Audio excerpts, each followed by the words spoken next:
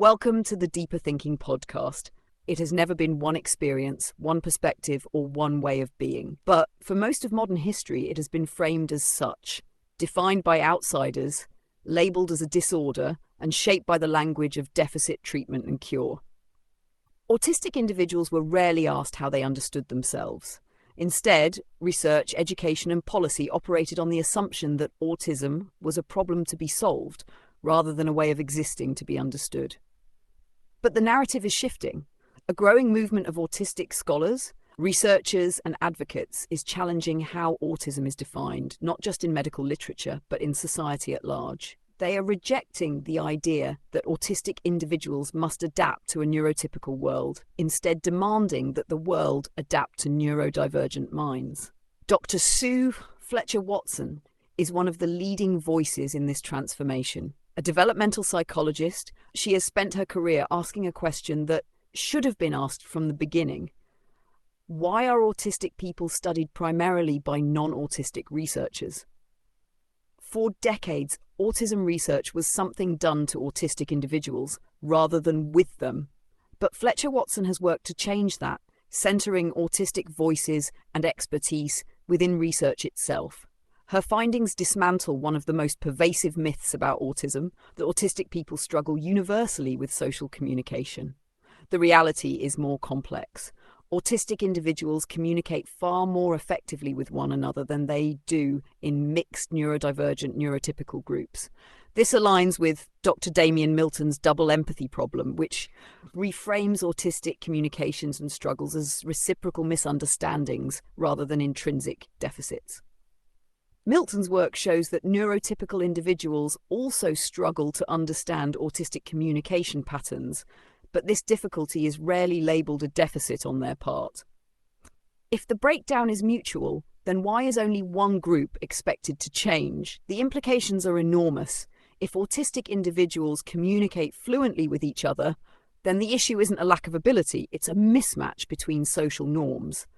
Yet, countless intervention programs still train autistic children to perform neurotypical social cues, rather than asking why neurotypical people are not equally expected to understand autistic communication. Fletcher-Watson's research extends beyond theory. She has explored how technology can enhance autistic learning and self-expression, advocating for digital tools such as augmentative communication apps and sensory-friendly learning environments. In education, she has highlighted how traditional schooling often fails neurodivergent students, not because they cannot learn, but because they are asked to learn in ways that do not accommodate them. Her work is part of a growing call for neuroaffirmative practices in education and healthcare, an approach that rejects normalization as the goal and instead works toward creating environments where autistic individuals are supported as they are, rather than pressured to mask their differences. Because in the end, autism is not the problem. The problem is a world that refuses to accommodate autistic people. For years, the dominant narrative around autism has centered on what autistic people lack: social intuition, empathy, adaptability. The assumption has always been that something is missing, something needs fixing. But what if that assumption itself is the real problem? Dr. Damien Milton's double empathy problem turns that assumption inside out. Introduced in 2012, it is one of the most radical shifts in autism research, challenging the long-held belief that autistic people struggle with social interaction due to an innate deficit. Milton argues that the real issue is not a lack of empathy on the part of autistic individuals, but a mutual misunderstanding between autistic and neurotypical people.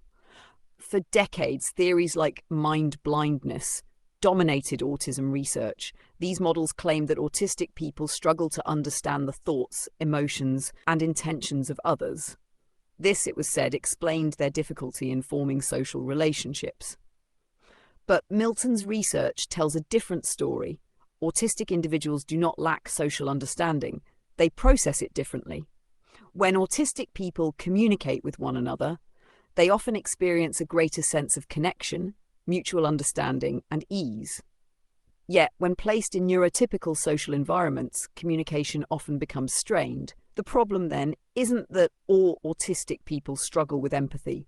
It's that different neurotypes process and express social cues in different ways. This fundamentally challenges how autism has been framed in both research and clinical practice. If autistic individuals struggle to understand neurotypical social norms and neurotypicals struggle to understand autistic communication, why has only one group been labelled as socially impaired? The double empathy problem reframes autism from a deficit model to a relational one, a shift with profound consequences. It suggests that neurotypical individuals must also take responsibility for bridging the gap, rather than placing the entire burden on autistic people to conform. Not everyone agrees. Some researchers argue that the double empathy problem oversimplifies the challenges of autism, failing to account for sensory processing differences, alexithymia, difficulty identifying emotions, and other cognitive factors. Others point out that in a world built for neurotypicals, autistic individuals do need tools to navigate dominant social structures. But even these critiques reinforce Milton's core argument. If society is so rigid that autistic people must constantly mask, suppress, and struggle just to participate, then perhaps society itself must change. This is where Luke Bearden's golden equation becomes a crucial piece of the puzzle. His framework, autism plus environment equals outcome, offers a simple but radical truth. Autism is not inherently disabling. It is the mismatch between autistic needs and an inflexible world that creates difficulty. Bearden's work directly challenges the medical model of autism, which treats it as a disorder requiring intervention. Instead, his equation aligns with the social model of disability, which argues that disability arises not from individual impairments, but from societal barriers. A child who struggles in a chaotic, fluorescent-lit classroom is not struggling because they are autistic. They are struggling because classrooms are not designed with autistic sensory needs in mind. A professional who burns out after years of masking in the workplace is not burned out because of autism. They are burned out because their job requires them to suppress their natural communication style for the comfort of others. The implications of the golden equation are profound. If autistic distress, exclusion, and burnout are largely caused by environmental factors, then interventions should not focus on changing autistic individuals. They should focus on changing society. In education, this means rethinking classroom design, sensory accommodations, and teaching methods. In the workplace, it means recognizing different styles of communication, focusing on output rather than social performance, and accommodating executive function differences. It also means recognizing that many of the so-called challenges of autism are not intrinsic to autism at all. They are products of an ableist society that demands conformity over accessibility. The world was not built with neurodivergent people in mind. Neurodivergence does not exist in a vacuum. It is shaped by culture, identity, power structures, and the expectations imposed by society.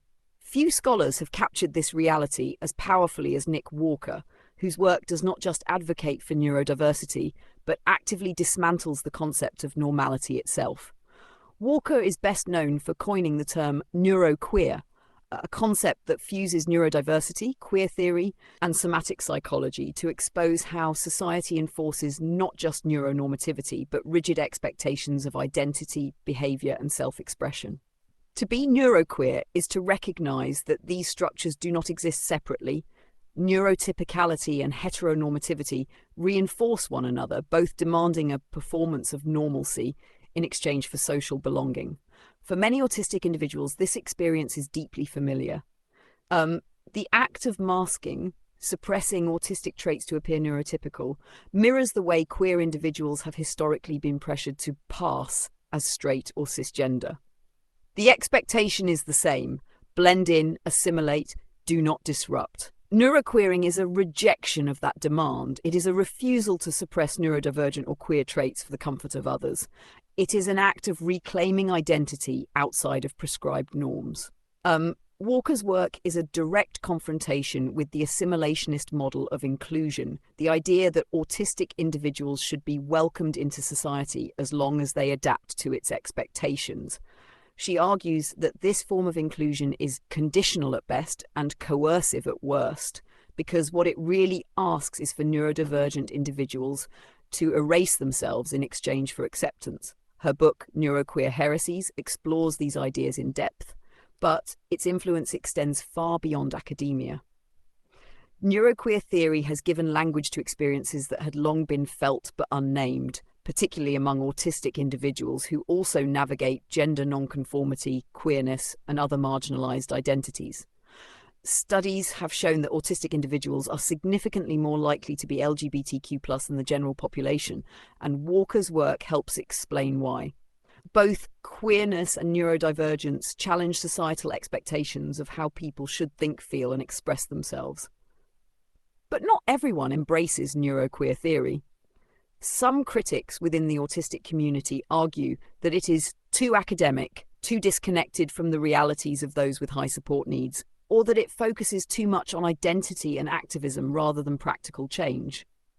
Others push back against the idea that neurodivergence and queerness should be linked, fearing that such associations might obscure the specific challenges faced by autistic individuals who are not LGBTQ+.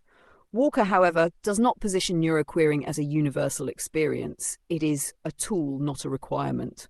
It is one way to resist the pressures of assimilation, but not the only way. What it does, above all else, is demand a world where neurodivergent individuals are not only accepted, but are free to exist on their own terms, without apology or justification. This radical reframing of autism as an identity, a mode of existence, and a challenge to social norms sets the stage for one of the most significant historical re-examinations of autism's past, the work of Steve Silberman. Autism has always existed.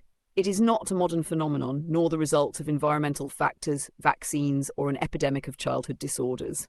Yet for much of history, autistic individuals have been unnamed, overlooked, or deliberately erased. Steve Silberman's Neurotribes is not just a history of autism, it is a revelation. It exposes how science, medicine, and culture have shaped public perception in ways that often harmed autistic individuals rather than helped them. Before Silberman's work, autism was commonly understood through a narrow, deficit-based framework, shaped by outdated diagnostic models and media narratives. But Neurotribes reshaped how both society and the scientific community understand neurodivergence. It brought the neurodiversity paradigm into mainstream consciousness, arguing that autism is not a disorder to be fixed, but a fundamental aspect of human diversity. At the heart of the book is a historical investigation into how autism was diagnosed, defined, and controlled. Silberman traces autism's origins through two key figures. One, Leo Kanner, the American psychiatrist who in 1943 defined autism as a rare and severe childhood disorder, isolating it from other neurological conditions and reinforcing the idea that autistic individuals were fundamentally disconnected from society. Two, Hans Asperger, the Austrian physician whose work suggested that autism was a spectrum of traits, not a rigid condition. Asperger believed that autistic individuals had unique strengths and that their challenges stemmed more from society's inability to accommodate them than from autism itself. Kanner's narrow diagnostic criteria shaped autism research for decades. By defining it as a rare and extreme condition, he excluded countless autistic individuals, especially those with less visible support needs, from receiving diagnoses, support, and recognition. But Silberman reveals something even more troubling. Autistic individuals were often hidden from history. Many of the great thinkers, inventors, and scientists who shaped modern civilization may have been neurodivergent, yet their contributions were rarely recognized in that context.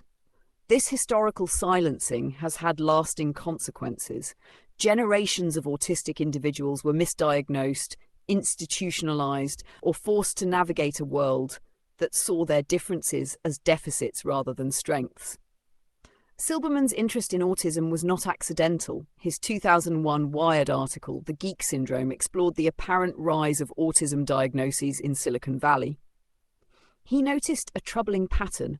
While the media focused on fear-based narratives about vaccines and autism epidemics, the voices of autistic individuals were largely absent. He wanted to change that. His perspective was also shaped by his own experiences as a gay man. For decades, homosexuality was pathologized in medical manuals, considered a disorder, a deviation from the norm. Silberman recognized the parallels between how queerness was once treated by the medical establishment and how autism was still being framed. What was once labeled an illness was, in reality, a deeply human way of existing, pathologized not because it was harmful, but because it defied societal norms. Attending Or Treat, an autistic-led conference, deepened his understanding. Unlike traditional autism conferences, where researchers and parents dictated the conversation, Or Treat was a space where autistic individuals set the rules, communicated in their own ways, and did not have to mask. For Silberman, this experience was transformative. It forced him to rethink autism not as a medical condition, but as a culture, a community, and an identity. Neurotribes was met with widespread acclaim, but also controversy. Some praised it as a groundbreaking work that redefined autism for the 21st century. Others criticized it for focusing too much on historical and scientific narratives rather than amplifying the voices of autistic people with high support needs. Some also pointed out that autistic self-advocates had been making these arguments long before Silberman's book brought them to mainstream attention. But despite these critiques, Neurotribes remains one of the most influential books in modern autism discourse. It helped shift public and scientific attitudes away from pathology and toward acceptance, systemic change, and a recognition that autism is not a modern epidemic, but a vital part of human history. Silberman's work is not just a history lesson, it is a challenge, a demand that we rethink intelligence, communication, and what it means to be human. It asks us to consider what has been lost, not because autism is a tragedy, but because for too long, autistic people were denied the opportunity to shape their own narrative. That is changing. Thank you for listening to this episode of the Deeper Thinking podcast, an audio essay read by me, Holly, your digital narrator. To learn more about the subjects covered today, check out the links in the show notes. Until next time.